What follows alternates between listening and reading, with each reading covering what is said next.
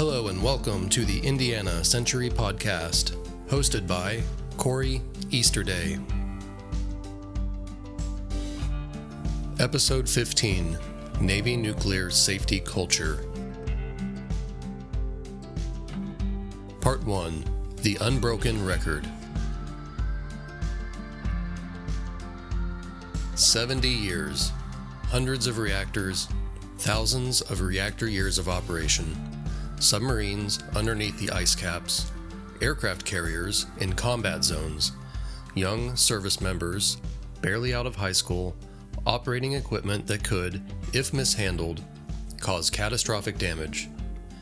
0 reactor accidents, 0 meltdowns, 0 release of radioactive material that caused harm to the public. That's not luck or an exaggeration.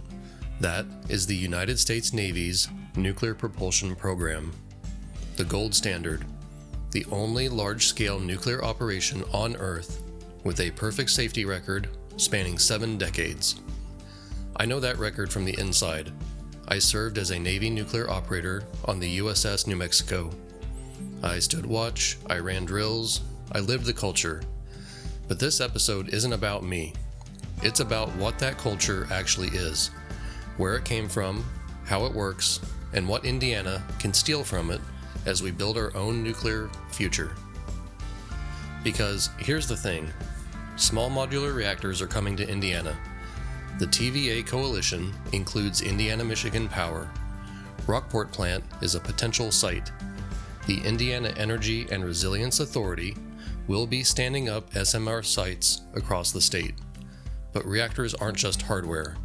The thing that makes nuclear power safe is not the steel, it's the people, and the culture those people carry. So today, we talk about someone who lived that culture, a fellow Navy nuke from the USS New Mexico, someone who trained in the pipeline, stood watch, qualified engineering watch supervisor, and now works as an instrumentation and controls technician at the Crane Clean Energy Center, the former 3 Mile Island plant that's being restarted. But before we get to that conversation, I want to tell you about the man who built this culture from nothing, Admiral Hyman Rickover.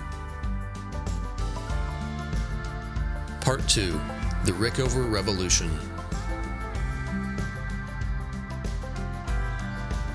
Rickover was not an easy man. He was abrasive, relentless, impatient with excuses. He personally interviewed every single naval officer candidate for the naval nuclear program for decades. He would sit them in a chair, shine a light in their face, and grill them for hours. Not to humiliate them, even though sometimes it seemed like that. It was to see if they had moral courage, to see if they would admit when they didn't know something. "I don't know, but I will find out," was an acceptable answer. Bluffing was disqualifying. But Rickover understood something fundamental. Nuclear reactors are not like diesel engines. The consequences of failure are catastrophic, so the margin for error must be 0. But 0 error is impossible for humans. So you must build systems that make error unlikely, detectable, and recoverable. And you must build a culture that never stops watching for the next mistake. He built 3 pillars that still define the nuclear Navy today. The first pillar is conservative design, where we build in a margin. Don't push materials to their limits, assume the unexpected will happen, and design around it. On submarines, this means redundant systems, multiple ways to cool the reactor, multiple ways to control it, multiple ways to shut it down. You don't rely on any single component working perfectly. The second pillar is relentless training. Operators don't just memorize procedures, they learn the actual physics. They learn why things work. They learn to diagnose before acting. The training pipeline is famously brutal. 6 months of nuclear power school, 40 to 60 hours of class per week, plus mandatory study. Then 6 months on a prototype reactor, running drills, responding to casualties, learning under pressure. Then, years of sea duty, qualifying and requalifying. You never stop learning. Third pillar is questioning attitude. Every sailor is empowered to stop the plant if something doesn't look right. Rank does not override safety. Pre-job briefs before every evolution. Post-job critiques after every evolution. No punishment for honest mistakes that are caught and reported. Punishment is reserved for hiding mistakes. As my guest later puts it, the Navy teaches you to treat small things like big things. So, big things never happen. If you're anal about gloves and tagouts, you're probably not letting a bigger corner get cut somewhere else. That's the culture, and it's been proven to work. Part 3, Featured Book.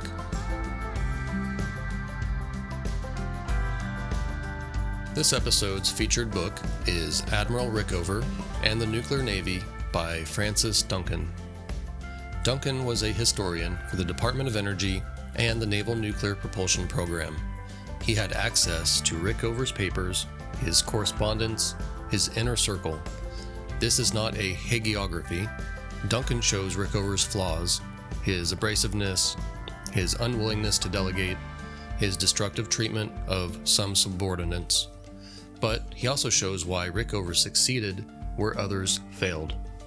No book will ever come closer than this to providing an inside overview of Admiral Hyman G. Rickover's nuclear propulsion program. The author, an Atomic Energy Commission historian assigned to the Admiral's office, spent years observing the project and its controversial leader in action, and the insights he provides here reflect both his familiarity with the subject and his ability to remain an objective observer. From 1974 to the day Rickover retired in 1982, Francis Duncan had free access to files, documents, and personnel at every level of involvement. A rare, never-to-be-repeated opportunity that most historians dream of, but few get. And, as this book clearly shows, he took full advantage of the situation to gain a unique understanding of exactly how the program operated. The result is a thorough, balanced record of what may well be the U.S. Navy's and the nation's most important and far-reaching project of the 20th century. Knowing the facts and figures alone don't tell the entire story. Duncan talked to scores of people who dealt with day-to-day operations, watched men in prototype training, and then accompanied them to sea, visited civilian and naval installations, and had close contact with Rickover himself. He also interviewed former U.S. presidents, secretaries of the Navy, chiefs of naval operations, AEC chairmen, and legislative leaders who kept tabs on the projects but were removed from daily activities. Never once, the author says, did the Admiral attempt to interfere with his research, nor did Rickover read the manuscript. While the focus here is on the nuclear program, not the man, this book does provide fascinating insights into Rickover's personality and his efforts to maintain standards of excellence that would assure the program's safety and its ultimate success. Using one of the Admiral's favorite terms, the discipline of technology, to demonstrate the method of technological application advocated by Rickover, Duncan effectively balances technical detail with astute analysis and even drama. Filled with information not found elsewhere, his study is a valuable chronicle of the development of submarine propulsion reactors, the loss of the Thresher, the struggle over the application of nuclear propulsion to surface fleet, and the use of the shipping port atomic power plant to illustrate the feasibility of a light water breeder reactor. Duncan argues that Rickover's greatest achievement was not any single reactor design. It was the culture, the training pipeline, the questioning attitude, the relentless focus on safety as the non-negotiable foundation. Here's what's striking about this book. Rickover started with nothing. No commercial nuclear industry existed, no training programs, no regulatory framework, no public trust.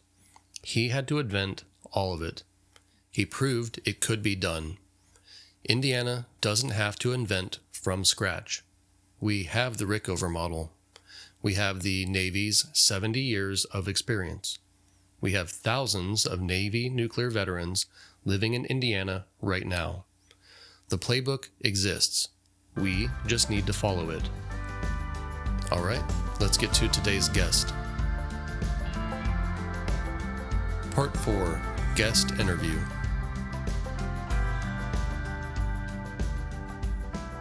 My guest today is Ken Hull.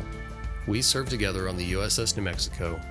Ken is a former Hoosier, now living in Pennsylvania, where he works as an instrumentation and controls technician at the Crane Clean Energy Center, the former 3 Mile Island plant that's being restarted.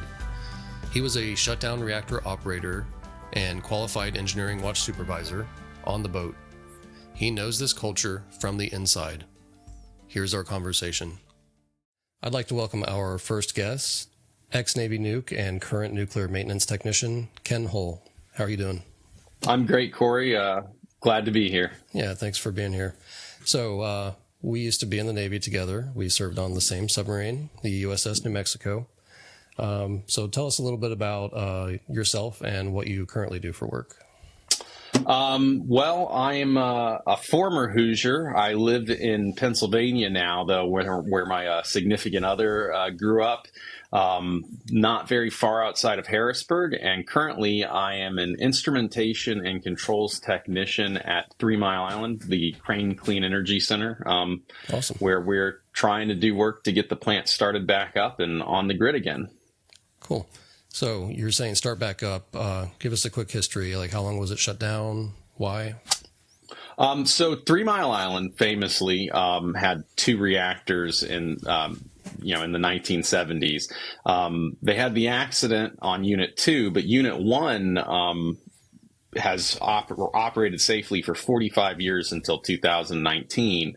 In 2019, they made the decision to shut the plant down amid a pretty competitive economic situation. Nuclear power plants today often have 2 reactors on site because whenever they're shut down for refueling, they're not making money, right? And so they'll shut down one year to refuel, and then they'll shut down the other year. So, right. So there's always one running. Yeah, so they balance out, but 3 Mile Island only had the 1 unit running for 45 years. And towards the end of the 2010s, there was all this competition with natural gas and fracking that kind of started to suppress energy prices, and it cut that profit margin closer and closer until eventually the company decided it would be economically more beneficial to shut the plant down. Well, obviously, since then, the AI boom, data center boom has really caused energy prices to skyrocket and make things like reopening a nuclear power plant make a lot more sense economically. It's right. A lot more electrical demand. Yeah, tons of demand. It's stable base loading. It's the most reliable when it's on the grid. And there's also a lot of political pressure to try to reduce carbon emissions and think about things like greenhouse gas emissions. And nuclear doesn't produce any greenhouse gas emissions, so it kills a lot of birds with a single stone, so to speak. Pretty much checks off every box except for that pesky storage problem. Yeah, that is one of the issues. I'd like to ask, what does TMI do with their spent nuclear fuel? Well, they do what I understand pretty much everybody does. They have a storage pool on site where hot fuel goes to cool down for a period of time to decay to become less radioactive. And then at a certain point, it can be moved into to giant casks and basically giant concrete shielded casks, and then stored on site there too. Okay. Ideally, we would have a place to put it, but it's kind of difficult to convince people to take nuclear waste. The good side of that is that there is relative to the power output, there's very little nuclear waste. I'm pretty sure you could look on Google Earth at 3 Mile Island, and if you're sharp-eyed, you can find the place where they store it on the map there, and that's 45 years worth of fuel, essentially. Yeah, a lot of people don't understand that. They think there's a lot of, glowing green, barrels sitting around. Yeah. But it's not the case. Yep. So you talked about one of the plants being shut down for a while, and we know about the 3 Mile Island accident. A lot of people seem to think if there's a nuclear accident that the whole area is like an exclusion zone or dangerous for, very long period of time. Was that true for 3 Mile Island? That was not true for 3 Mile Island. I mean, it's, a principle you and I learned in the Navy nuclear program is called containment, right? It's this strategy of multiple levels of basically control of any sort of radioactive material. We get this idea in our head because it happened at like Chernobyl and even Fukushima, which is an extreme case. There was some uncontrolled release of radioactivity to the environment in those situations. In the case of Chernobyl, they didn't use a containment facility infamously. Yeah, we covered that on this channel. They didn't even have one, right? Yeah, that's not the case in any facility in the United States. You have to build a containment facility. It's, in fact, one of the things that makes nuclear projects so expensive, because these facilities are giant, thick concrete with reinforced steel, and it's not even just poured concrete. There's very in-depth mechanisms that make sure the integrity of that building is as impregnable as reasonably possible. And so even when the Unit 2 at 3 Mile Island had a partial meltdown, they were able to contain pretty much all of the radioactive material to the site. There was a little bit of venting that was covered infamously at the time, that was detectable, but it didn't result in any amount of any danger to any member of the public exceeding their annual dose limits. In fact, depending on which report you read, they say they didn't even cause any member of the public to be exposed to greater than background radiation, which means effectively zero. Right. Yeah. So seems like we learned a lesson the hard way from Chernobyl. The importance of that containment, and 3 Mile Island is pretty good evidence that it works very well. Yeah, I would say so. Yep. So I know in the Navy, we both went through rigorous safety and continuous training programs because the Navy takes nuclear safety extremely serious. Yeah. So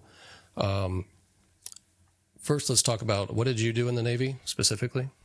So I was a electrical maintenance, electrician's mate was the name, a nuclear electrician's mate, which meant that I did maintenance on a lot of the electrical systems on board the submarine, but on submarines, as you know, we're not just maintenance people; we're also the operators. So we operated the nuclear power plant as well as maintained it in the Navy.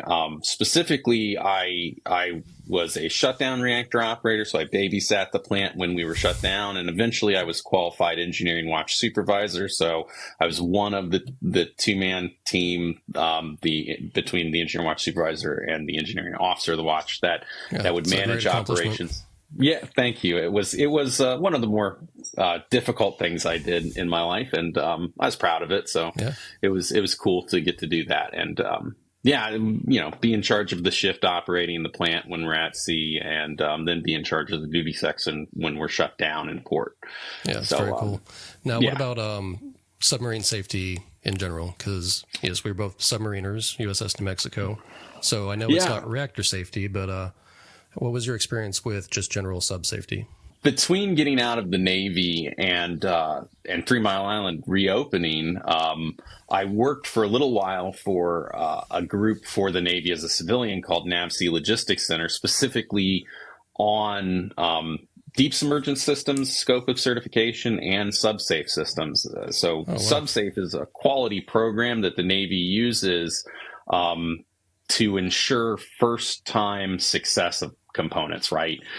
So the idea behind that is, what can we do to give ourselves maximum reasonable assurance that this component won't break or won't fail? Mm-hmm. In terms like subsafe, we're talking about like valves that if they failed, they would cause catastrophic flooding on a submarine. Right. And the same principle applies to any quality system. Even nuclear systems have their own requirements, and they're very, very, very rigorous in the Navy. I mean, the level of detail, the level of testing and assurance and documentation. Yeah, it's insane. It's almost obsessive, and I think it needs to be for applications like that. I've heard it been called an obsessive safety culture. I think that's kind of Rick Over's whole thing. And I don't want to get into the details, but the whole subsafe system, that is a lesson learned the hard way. That's, I believe, the USS Thresher, right? Yeah, the Thresher, yeah. Right. We lost a whole submarine crew. It could have been preventable if we had that kind of program back then. So Yeah. Yep. Now, with regards to reactor safety, what additional concerns do we have there? Well, specifically reactor safety, we've already kind of hit on containment. We don't want anything to get out.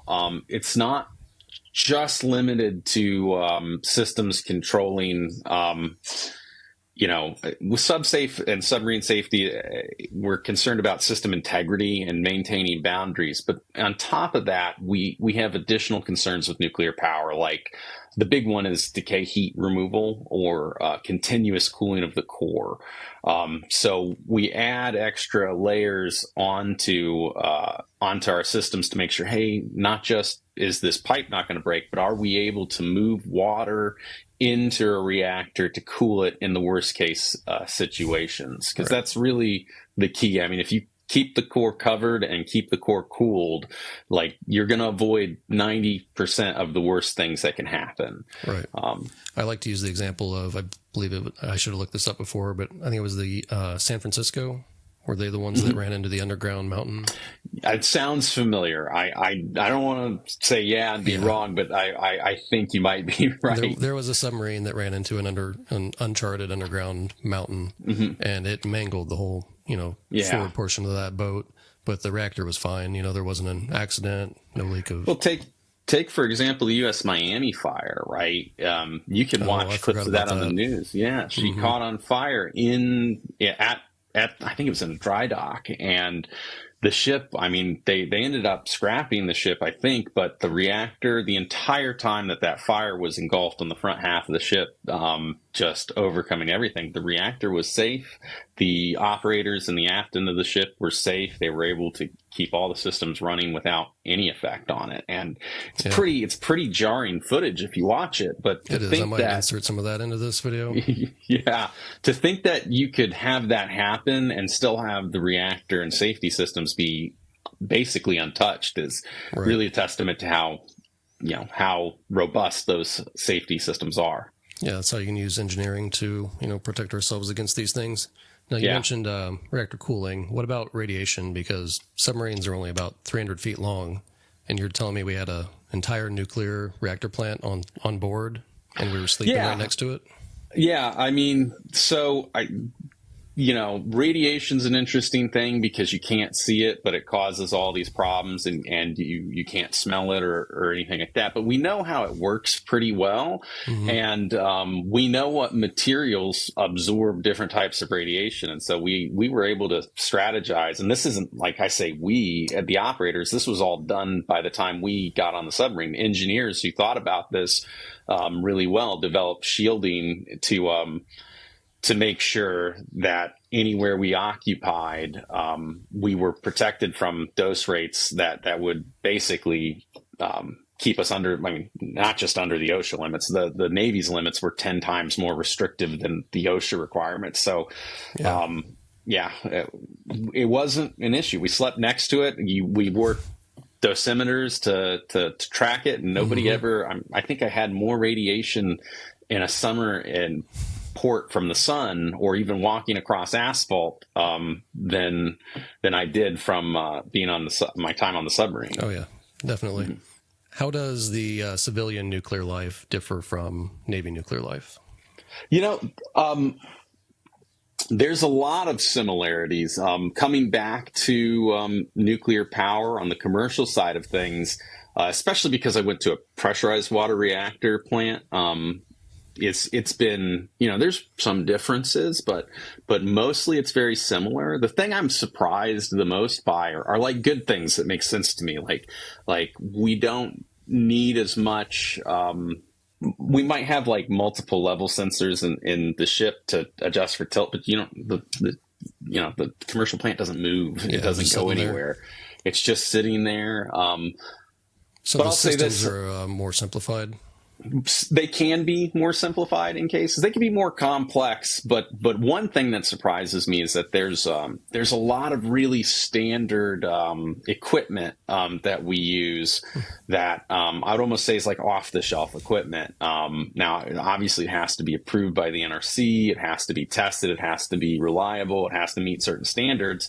But like one process instrument in one plant is probably the same process instrument they use in multiple other plants. And so once you become familiar with it, it's going to be everywhere, Right, yeah. And once the company makes it and gets it approved, the more of them they make, the more reliable they become. Yeah. More efficient production and all that, lower cost. Oh, yeah. Yeah. So I would like to share a good safety-related sea story, but I can't think of any. Are there any that you can think of? A safety-related sea story. Yeah, all mine are related to tag-outs, and they're probably not that great to listen to. But a lot of them are boring. A lot of safety-related stories are just like, hey, I noticed somebody was not, wearing their gloves, so I told them to wear their gloves. And I mean, you remember when we were in the Navy, they referred to it as the Swiss cheese model, right? And or the light switch model, where enough little things go wrong, you end up with a path to actual harm. Mm-hmm. And the strategy they often talked about was, if we treat the small things like big things, then big things never happen, right? I don't know how true that is, but it's been true my 20 years that I've worked in this field. If you're pretty anal about the little things, then you tend to be pretty strict about the big things just naturally, because if you're not letting, the glove issue slide, then you're probably not letting, a bigger corner be cut somewhere. Yeah, that's a good way to put it. You could also call that integrity, right? That's what they harped on a lot in the Navy. So, I mean, a tag out violation sounds boring, but, it's a real safety violation. And when you're on a submarine, you're in a reactor plant, an engine room, you can't tolerate that kind of stuff. Right, exactly. So are you familiar with small modular reactors at all? Yeah, I understand the concept of small modular reactors. The first thing I think of is NuScale, because their stock ticker is literally SMR, small modular reactor. Oh, that's funny. The concept is there's a lot about them that makes sense to me. Right now, basically, you can say that we have, Babcock and Wilcox design reactor plant, or a General Electric reactor plant, or a Westinghouse, blah, blah, blah, right? And those are kind of standard designs, but a lot of times people refer to the commercial nuclear power fleet out there in the country as being, a collection of bespoke, construction projects. And they really are. Every site, every layout, everything is kind of done uniquely to the needs of that place. And it makes sense to do that way when a project is that big, right? Because it's very difficult to standardize something that large. But if you can make a smaller reactor that can be, made in one place uniformly, continuously, and shipped out to places on trains or barges, then you can start to benefit from things like scale and, simplified training, and, workforce that's familiar, and they don't have to learn the differences between one plant or another as much. So that makes a lot of sense. I mean, and it's not a foreign concept. The Navy's been doing it. Every Virginia class has an S9G reactor. Every 688 has this kind of reactor. So like it's not new either. It's just new that somebody wants to bring it to the commercial world. Right. I think there was a misconception for probably several decades where they thought scale meant let's build a bigger plant that'll be more efficient in the long run. But as you're saying, it's bespoke, it's more expensive, has delays and all that. Whereas, I don't know if you're familiar, Korea, they went the SMR route. They picked one plant and they just built it again and again all over the country with the same construction crew. And they just saw the price, plummet till it was cheaper than fossil fuels. I didn't know that they did that in South Korea, but it makes a lot of sense, doesn't it? It does, yeah. It's a proven model. You mentioned NuScale. I don't know if you followed what happened to them. They had a contract in Idaho, I believe, and it fell through. And instead of just closing up shop, they decided to make their reactors smaller, and they're trying to get into other markets. Oh, that's interesting. Yeah, I did not know that. NuScale's out there. Another one, this one's pretty interesting. There's a company called FANCO, First American Nuclear Company, who's aiming to make the United States' first fast reactor. And I know a lot of people's concern, rightfully, is the nuclear waste because it has such a long half-life. Like sometimes it's 200 to 300,000 years. Like, what are you supposed to do with that? But a fast reactor can actually consume that spent fuel. Because the neutrons have more energy, so they can use that fissile material until almost all of it's gone, and it cuts the half-life down to about 200 to 300 years. What a brilliant idea, right? Becomes a manageable project at that point. And I believe it was Norway. They just did a deep geological repository. They just dug straight into the earth. They put all their waste in there, and then they just blow up the entrance, and no one can ever get to it. So we have solutions for these things. And the cool thing about FANCO is they're headquartered in Indianapolis now. Oh, are they? I didn't know that. Not sure That's why, cool. but they're 20 minutes from my house. So I thought that was interesting. Carmel is also the location. I don't know if the headquarters there, but I know there's a big hub for, I think it's the MISO, the Midwest, grid operators there, kind of like, so out here it's PJM that operates most of the East Coast grid. They're the biggest distributor of electricity. Yeah, I wonder if it has anything to do with the location of MISO offices in Carmel, Indiana, but I don't know. I have no idea. Like that's the distribution side of it's not really my wheelhouse. Yeah. It's just interesting to see, like, where is it going to start picking up more? Because I think it's going to happen somewhere in the U.S. Well, I guess it already is, because the Tennessee Valley Authority, they just bought a GE Hitachi 300 megawatt unit, and they're going to install it down in Tennessee. And they've actually contacted Indiana. I guess Indiana Michigan Power is part of this conglomerate. So they're looking at a site in Indiana to put another reactor in. That'd be cool. I was talking about this with my significant other last night, actually, and I like the fact that Indiana doesn't have nuclear is I don't want to say a travesty to me. I have a special place in my heart, having grown up in Indiana for Indiana, and man, if they had a reactor there, like, would things be different? Would I be looking for work to go back home? Yeah. Right. But like as a kid in high school, we took a field trip to Purdue University to see the research reactor there. I mean, there's not a ton of, universities in the country that have research reactors. So it's like you have the training, the education. You've got people who literally learned how to do it at school in your state. Right here. Right there. Like, so it's, in my opinion, the smartest thing to do would be to the state get a reactor, like a full SMR, pick a manufacturer, do your research, give it to Purdue.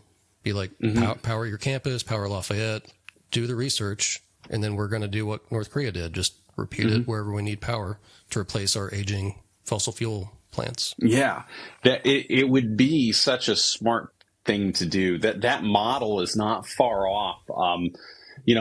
As you might expect, a lot of Navy nukes work in commercial nuclear power, but what I've noticed is, especially the hands-on technician people, like out here in Pennsylvania, they have technical colleges, a lot more of them than I was used to seeing in Indiana. And one of the schools that we hired a few grads from has a natural gas power plant on their campus. Now it's small, it's rated in the kilowatts, not the megawatts, but the students operate it. The students do projects on it. The students stand watch on it. They connect it to the grid. They parallel with the awesome, grid. Yeah, it is really it is great great hands-on experience for this line of work. Who was that again? So the college is called Williamson. Okay. I'll have to look into that. That's real interesting because, I also think about the workforce. Like, I don't really like the idea of a privately owned reactor or relying on a private company to do the operation and maintenance. Like, I think state owned has a lot of possibility, not for just like the workforce, but like you're saying, education, the career paths, construction. Like, you're going to need to be building these things for decades. So yeah, why not just make a strong local workforce for it? Yeah. I'm assuming you heard about Governor Braun's letter of intent with Eli Lilly. So I was reading a little bit about that today. I don't keep up as much with Indiana politics since I haven't lived there since I was, going to Indiana State University where I did my undergrad at. But yeah, I was reading about that. It looks like they're committing to doing some exploration of the possibility of SMRs and nuclear power. I'm not really all growing up in Indiana. Like Eli Lilly was one of those companies where like, oh man, if you could get a job there, they're one of the best employers in the state and all this stuff. They're a powerhouse. Yeah, I don't know everything that their fingers are into, so I don't know what their interest is with that. But the fact that this, they've got state government, local government interested in investing in something I think is a really powerful and useful technology is cool to me. That's for sure. Yeah, and you mentioned it earlier, like nuclear just checks all the boxes because they don't like the price variation with natural gas, especially with the war going on. A lot of these companies want, whether they really care about it or not, they want to claim they're green or renewable, whatever, which, it's a good thing. So might as well lean into that. So yeah, it's just a letter of intent from the governor, but it's a, pretty good indication of a direction we might be traveling.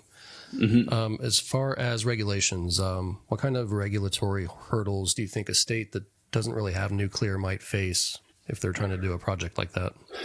I think the trend, we had kind of an ice age in nuclear in this country. The accident at 3 Mile Island kind of like soured the public mood on it, and it slowed a lot of development down. The trend, I think, used to be that the role states would play was basically to raise funds to build or pave the way for a nuclear power plant to be built. And whether that's, directly from a utility that wants to build them or a company that wants to build them or the state managing the project and then selling to utility. But it used to be kind of a trend for a state to really spearhead the development and then hand it over to somebody who operates. The regulatory framework doesn't change for, anybody who builds it, whether it's a state or a company. You got to meet all the requirements that the NRC lays out for you. I think the issue with regulation isn't so much meeting or jumping over those hurdles. It's just it is a skill set of knowing what those hurdles are.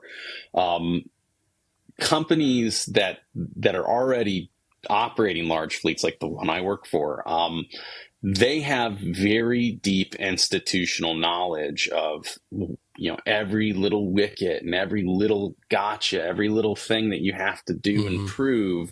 And that can be the biggest hurdle. If, taking your idea, if the state becomes more involved, it might be surprising, to learn how much they don't know about the regulation and meeting it. Right. And my biggest the biggest hurdle would probably be to just establish that institutional knowledge.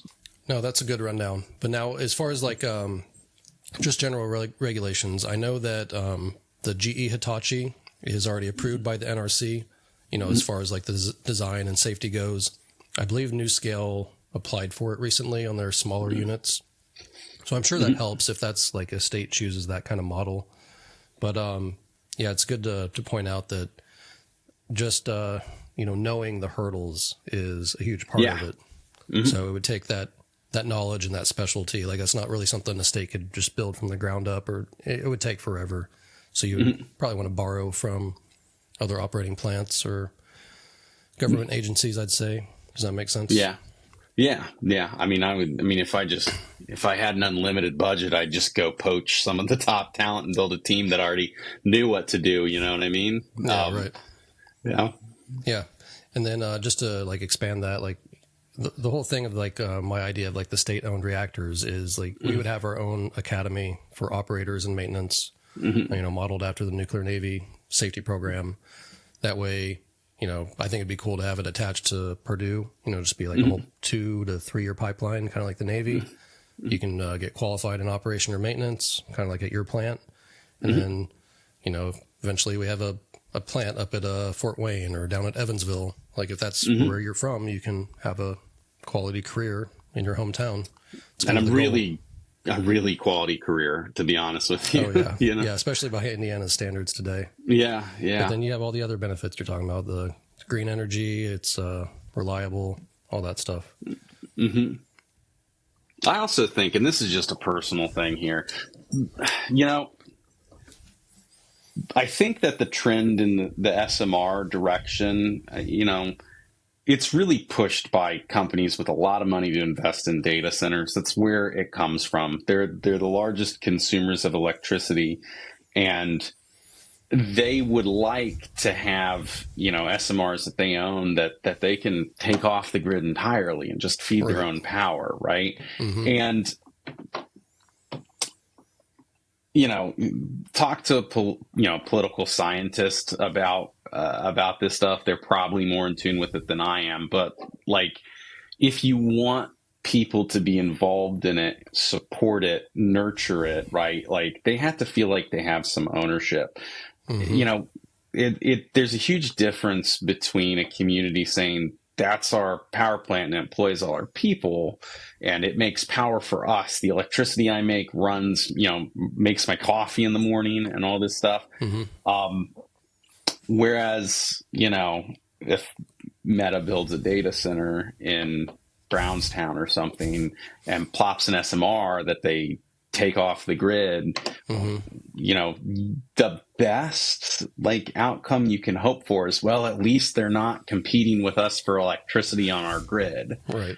But what ownership do you feel as a local community? I don't know. Maybe some people do, some people, but. Well, I can tell you the climate right now in Indiana is very against these data centers.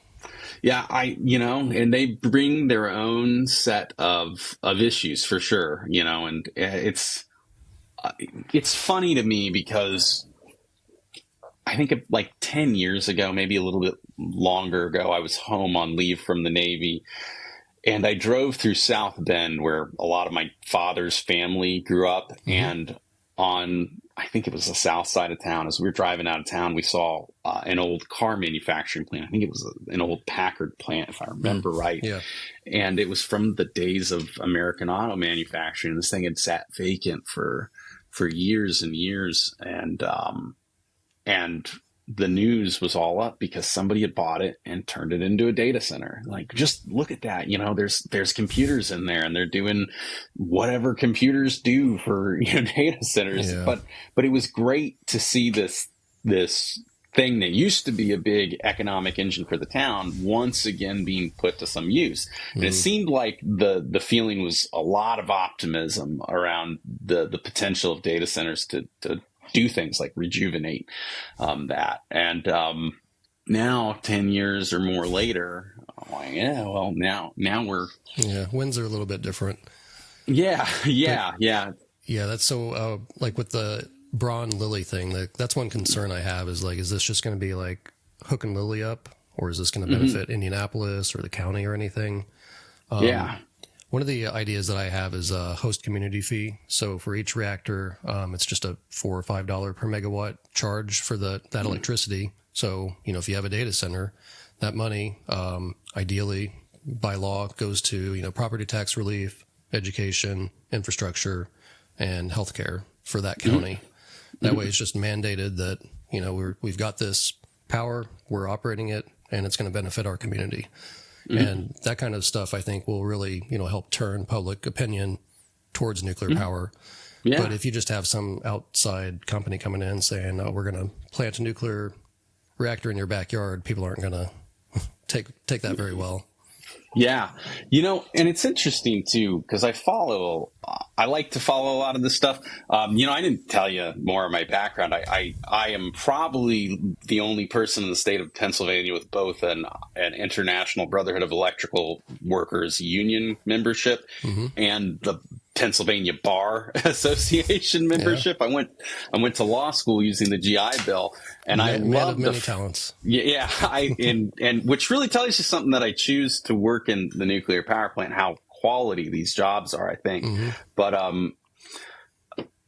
I like to follow a lot of development news in the areas, and it's so interesting to me how much power local communities have to control these kind of things when they choose to, right? Warehousing's another big one. The area that I live in, there's tons of warehousing. So, there's a huge corridor of travel between Baltimore, Washington, D.C., Philadelphia area through here.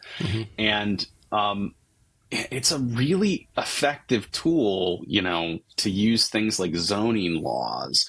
Now, I mean, on the one hand, you end up with like things like NIMBYism. We talked about the issue with storing, nuclear waste. It is an issue.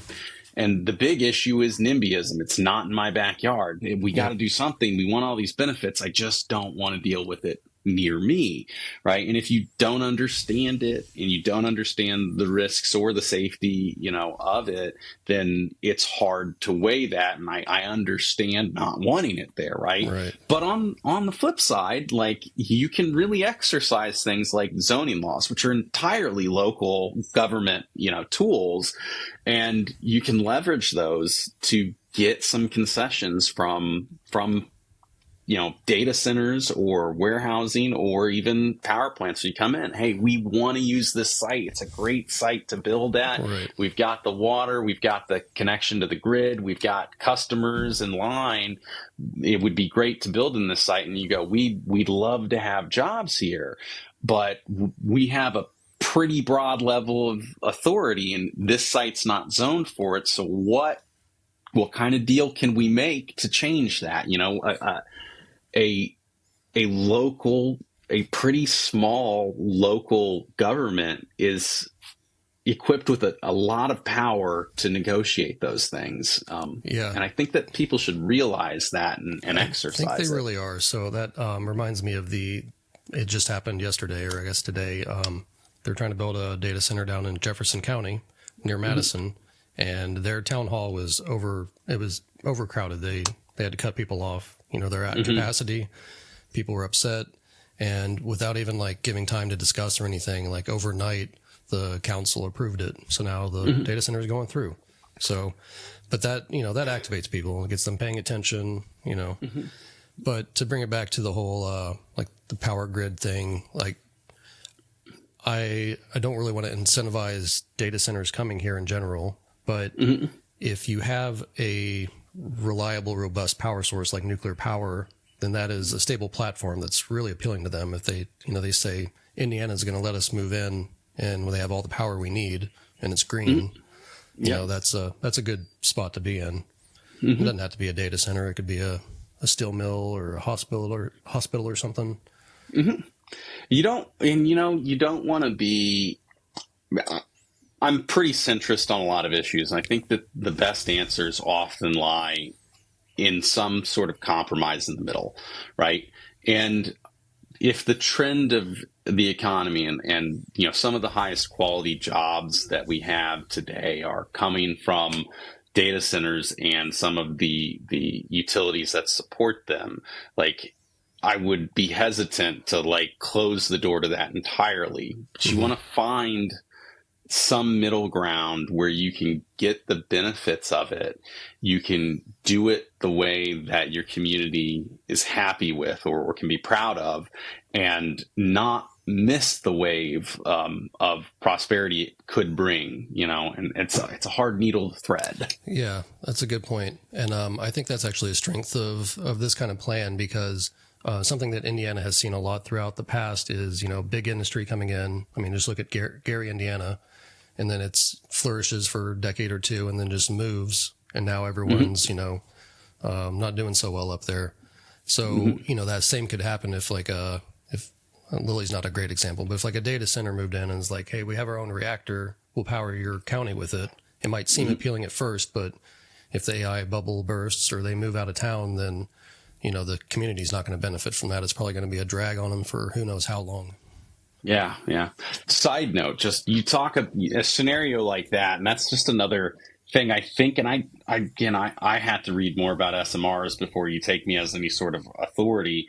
But if a small modular reactor is designed to be largely self-contained and, to be able to be transported to and from, worst case scenario, you have something like you described, somebody comes in, builds a data center, plops an SMR in it to power it, and then, a bubble bursts, right? Mm-hmm.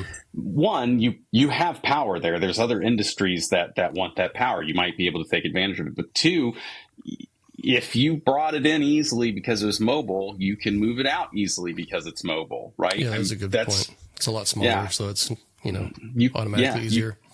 Yep. You can't just, that's one of the issues with Unit 2, right, at 3 Mile Island, where I work, is that, it's a big site. Once you decide to decommission it, it's a slow, long process that you have a lot of concerns of safety. And so you have to do everything right. You have to take your time, and cleanup can take a very, very long time. Right. The whole time you've got this thing there that, well, what's it doing? It's doing for us. So I guess I didn't really complete my train of thought, though. So if the state owns the reactor and a big customer moves away, it's easy to scale down production. Like, you still have the assets, the state does, the community does. You can just lower the power output, to whatever the demand is. So you're not in that situation like you're talking about where you have to worry about moving it or cleaning it up, shutting it down. It can still be productive. Yeah, I'm pretty, I work in the industry. I'm a biased party, but I'm pretty pro data centers and pro, a lot of these jobs. I'll also say this part of Pennsylvania I've lived in for 7, almost 8 years now. And the warehousing is like the big thing here. Data centers are starting to pop up too. And like, comparing one to the other, data centers are way better. The jobs are higher quality. There's not as many of them. That is, like, it takes a surprisingly small number of people to run data centers. But the jobs that do have are much higher quality. The impact on the local community, better and worse, right? Better because, traffic. I mean, traffic is way, way less bad on a data center. The traffic comes in over power line or over data lines and goes out over data lines. And then the negative side is, they're competing for public resources. They're driving up gas and water prices. But yeah, I think that's the struggle right now. Just the amount of water and electricity they require. I don't know if you saw the big project out in Utah, the data center that's causing Kevin controversy Leary, over there. Right? I think somehow he's connected to it. Yeah, he's one of the 2 leaders. Sounds like it's going to be the size of Manhattan. It's going to take more power that's than the whole state. Like, at some point, it's like, what are we doing? It is something, they consume a lot of water because they use open cooling systems, right? You can have closed cooling systems.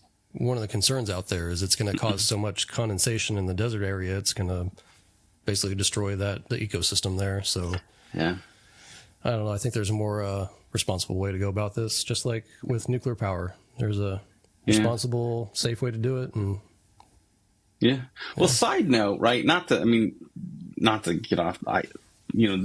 I'm starting to talk outside of my pay grade, outside of my field. Yeah, you're good. But my understanding is that, a data center is a service, right? A company that operates a data center is selling computational services to other customers. Lease out. Right. And so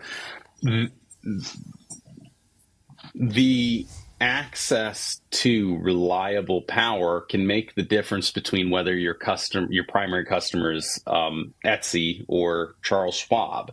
And not to, I love Etsy, but like if you're if your computing services are not quite as reliable or more susceptible to some sort of power outage, it may not cause as much chaos to a small marketplace or a bespoke marketplace as it will to like the banking information world, or the computing services that a tech company like Microsoft might sell to the U.S. military, right? Yep. And so your proximity to reliable power is a selling point, and it can also kind of be an if you build it they will come sort of situation, right? Like if you build nuclear power and you say, hey, we have a 98% reliability uptime. We are the most reliable power that you can possibly be connected to. And we've got junctions and distribution right here. You can build, across the street. You can build on the same complex as us. Then you open the doors to a lot of business. Now, again, some people don't love that kind of business, but that's a different discussion. Yeah, that's how a lot of projects fail. Is they build first and then they worry about infrastructure later. Mm-hmm. If you play the long game and build a premium platform that could be the next boom in that region. Yeah, in my opinion. Yeah. All right. Well, Ken, it was nice chatting with you. It was great chatting with you again, Kory. Yeah, thanks for your time, and I'll catch you later. Catch you later, Kory. That was Navy nuclear veteran Ken Hull. Let me pull out 3 things from that conversation that matter for Indiana's future. First, safety culture is not a slogan. It is a system. Ken talked about the Swiss cheese model. Enough little things go wrong, and you end up with a path to actual harm. The Navy's strategy is to treat every little thing like it could be the one that causes disaster. That means pre-job briefs, post-job critiques, stop work authority, no retaliation for reporting mistakes. We're not talking about bureaucratic overhead, even though it might sound like it. What we're talking about is the machinery of reliability. Ken also made a point about containment. At 3 Mile Island, even with a partial meltdown on Unit 2, the containment building worked. There was no danger to the public. The Navy's obsessive safety culture isn't just about procedures. It's about engineering systems that don't fail. Second, we talked about how training is everything. Ken described the difference between Navy and commercial nuclear. The Navy pipeline is brutal for a reason, but he also pointed out that commercial plants benefit from standardization in ways the Navy already figured out. Every Virginia-class submarine has the same reactor. Every 688 has the same reactor. That is the small modular reactor model. Same design, same training workforce, repeated over and over again throughout the state. He also noted that Pennsylvania has technical colleges with actual power plants on campus that students operate. Williamson College has a natural gas plant where students stand watch, do projects, and connect to the grid. Imagine that with a small modular reactor at Purdue. That is what the Indiana Century Corps, Energy Corps, intends to do. Third, ownership matters. Ken made a really sharp point about data centers and local communities. If Meta or Google builds a data center with its own small modular reactor, what ownership does the community feel? Compare that to a state-owned reactor that employs local people, powers local homes, and pays into a host community fee for schools and infrastructure. He said something I want to repeat. If you want people to be involved in it, support it, nurture it, they have to feel like they have some ownership. There's a huge difference between a community saying, that's our power plant and it employs all our people and makes power for us, versus, well, at least they're not competing with us for electricity on our grid. End quote. That, in essence, is the sovereignty argument. It's not left versus right. It is owner versus renter. Part 6. What this means for Indiana and the ICC. So, what does this mean for Indiana? First, the Indiana Century Corps Energy Corps must build a Navy-style training pipeline. 2 years minimum, learning physics, not just procedures, drills that simulate failure and put people under pressure, qualification standards that are hard. If you can't pass, you can't operate. The Navy would rather fail someone in training than have them fail in the fleet. The ICC needs the same mindset. Second, Indiana's Navy nuclear veterans are not a pool of potential employees. They are the foundation. Put them in the instructor roles. Put them in leadership roles. Let them train the next generation. Ken made a point about institutional knowledge. Knowing the regulatory hurdles, knowing the NRC and INPO requirements, that knowledge lives inside people who have done this before. We need to poach them, pay them what they're worth, and build the project around that knowledge. Third, state ownership changes the equation. If Indiana owns the reactors, the workforce stays, the revenue stays, the host community fee stays. When Ken talked about the Packard plant in South Bend becoming a data center, it was a win at the time. But the winds have changed. A state-owned reactor doesn't leave. It doesn't get sold to private equity. It is a permanent asset that benefits Hoosiers. The Navy has proved that safe nuclear operation is possible. 70 years putting nuclear reactors on submarines, aircraft carriers, putting them in some of the most dangerous places on Earth, and they've had 0 accidents. That is not a miracle. That is a system designed to be safe. Indiana can build a similar system. We have the model, we have the veterans, and we have the will. We just need to start building.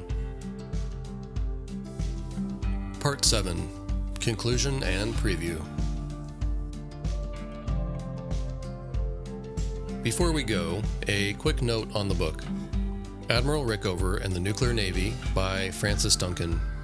If you really want to understand where this culture came from, not just the technical safety procedures, but the obsessive, relentless, sometimes abrasive man who built it, then this book is a must-read.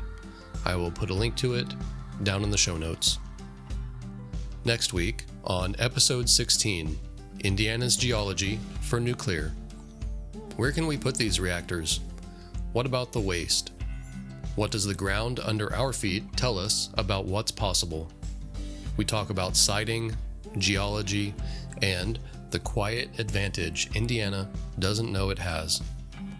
Before we get there, do me a favor.